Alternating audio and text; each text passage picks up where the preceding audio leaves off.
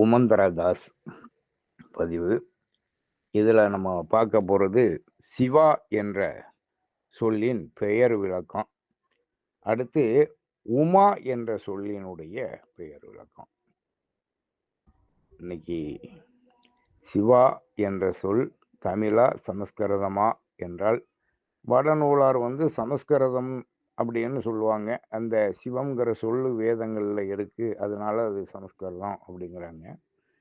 அடுத்து தென்னாடுடைய சிவனையை போற்றி என்றும், சிவப்பு என்ற பொருளில் சிவம் என்ற சொல் வருகிறது என்றும், செந்தழல் மேனியோன் ஈசன் ஆகியால் சிவம் என்ற சொல் தமிழ்தான் என்றும்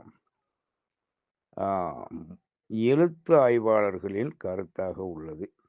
இதில் இப்போ சிவனை குறித்து நம்ம பார்ப்போம்.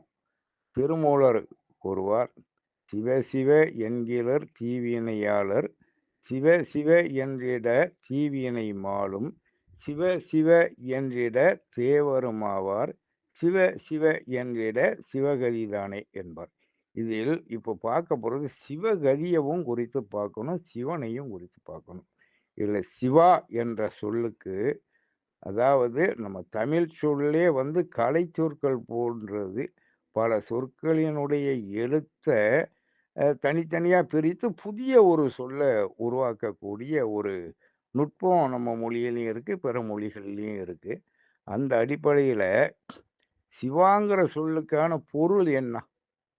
சிவப்பும்பாங்க, செந்தழல் மேனியோன்பாங்க. ஆனால் அதை குறித்த சிந்தனையில் சிவா அப்படிங்கிறது என்னங்கிற ஒரு வினாவே இருந்துக்கிட்டு இருந்தது. இதை குறித்து கொஞ்சம் ஆழமாக சிந்திக்கும் போது கிடைத்த விடை தான் இந்த சிவாங்கிற சொல்லுக்கான பொருள். அதாவது சி என்ற அந்த எழுத்துக்கு சித் சக்தி, சித்து என்ற பொருளும், வா என்ற சொல்லுக்கு வாழ்பவன் என்ற பொருளும் வருவதா நாம் எடுத்துக்கலாம்.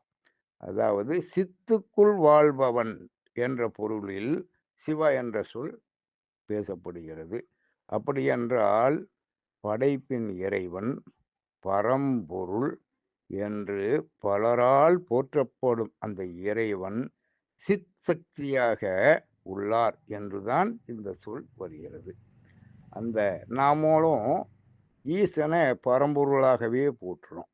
இப்போ சித்துனா என்னது அப்படின்னு பார்க்கணும். சித்தர்கள், சித்து அப்படிங்கிற சித்துங்கிறத குறித்து சிந்திச்சா, ஒரு சிறு கீரை விதை, இந்த கீரை விதையை எறும்பு கூட தன்னுடைய வாயில கவ்வி எடுத்து செல்ல முடியும். அந்த அளவுக்கு வெயிட்லெஸ். அந்த விதையை நம்ம இந்த மண்ணுக்குள்ள தூவி கொஞ்சம் தண்ணீரை தெளிச்சோம்னா, அது ஒரு சில நாளிலேயே அது முளை ஊறி கீரையா வளர துவங்கும். அப்போ அந்த கீரை விதை கண்ணுக்கு புலப்படாத எறும்பும் கவ்வி செல்லும் ஒரு எடை குறைவான ஒரு பொருள் இந்த மண்ணை தின்று செடியாக வளர்கிறது இல்ல, அதுதான் சிற்சக்தி. ஆக அந்த இறைவன் இது போல அளப்பரிய சித்து சக்தியாக உலகம் முழுவதுமே வியாபித்திருக்கிறார். அவர்தான் சித்துக்குள் வாழ்பவன் சிவன் என்ற பொருளில் வருவதாக நாம் எடுத்துக்கொள்ளலாம். அடுத்து இதே மண்ணுக்குள்ள மிக வலிமையான ஒரு இரும்பு துண்டை போட்டு பாருங்க. போட்டால் என்ன ஆகும்? நம்ம பார்த்துருக்கோம். அது உடனே துருபிடிச்சு போயிடுது. அப்படின்னா வலிமையான இரும்பு துண்டை தின்னக்கூடிய ஆற்றல் பெற்ற இந்த மண் ஒரு சிறு கீரை விதையே அதால் தின்ன முடியல. அந்த மண்ணை தின்னு வளர்ந்துருது. இது ஒரு லீலை இல்லையா? அதை தான் மகாகவி சொல்லுவார், லீலை இவ்வுலகு என்று சொல்லுவார். இது போன்று சிவா என்ற சொல் வருவதாக நம்ம எடுத்துக்கொள்வோம். அடுத்து சிவகதி தானே அப்படின்னு இந்த பாடல்ல கடைசி வரி வருது. சிவகதிங்கிறது சிவனடி சேருவது அப்படின்னு இன்றைக்கு மேலோட்டமா பேசப்படும்.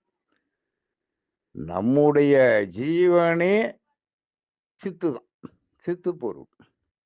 இந்த சிற்பொருள் சிரஞ்சீவி தன்மையை சிவகதின்னு நம்ம எடுத்துக்கணும். அடுத்து இறைவனுடைய சித்து என்றைக்கும் நிலைத்தது வாழ்வது. அந்த அதுபோல நம்மளுடைய ஆன்மாவானது சிரஞ்சீவிதமா, சிற்சக்தியா என்றைக்கும் வாழக்கூடிய அந்த நிலையை பெறச் செய்வது சிவசிவ என்ற சொல். ஆகையால் ஆன்மீகத்தில் வழிபாடு பலவாறு இருந்தாலும், சித்தினை குறித்து சிந்திப்பதும், ஜீவனை குறித்து சிந்திப்பதும், சிவனை குறித்து சிந்திப்பதுமே ஆன்மீகத்தின் ஒரு நல்ல மார்க்கமாக நாம் எடுத்துக்கொள்ள வேண்டும். நன்றி.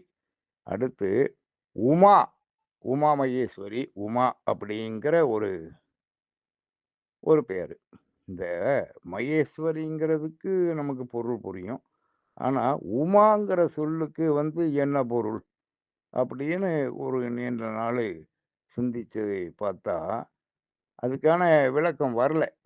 எதார்த்தமா நம்ம பாபநாசம் ஆலயத்துக்கு சென்றிருக்கும்போது தான் அதுக்கு ஒரு விளக்கம் கிடைத்தது. அதாவது உலகம்பால் உடனுறை பாபநாச பெருமாள் அப்படின்னு அங்க ஆலயத்தினுடைய பெயர். இதுல உமாங்கிற சொல்ல அ அந்த உலகம்மாள்ங்கிற பொருள்ல தான் அதுவும் வருது. அதாவது உலக அம்மாள் அப்படிங்கிறத உலக மாதா என்று நம்ம எடுத்துக்கலாம்.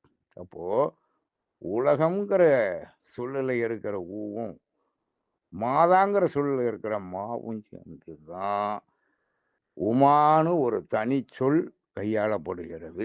ஆகையால் உமா என்றாலே அவள் இந்த உலகத்தில் உள்ள ஓரறிவு, ஈரறிவு இதேபோல ஆறறிவு உள்ள ஜீவன்களுக்கும், சித்தர்களுக்கும் மற்றும் இந்த பிரபஞ்சத்திற்கும் அதாவது இந்த அ அன்னை அண்டங்களை ஜனித்தவள். அதனால அவ அகிலாண்ட ஈஸ்வரி. அதற்கும் அவளே தாய். ஆகையால் உலக மாதா என்ற பொருளில் உமா என்ற சொல்லும் வருவதாக உணர்கிறேன். நன்றி.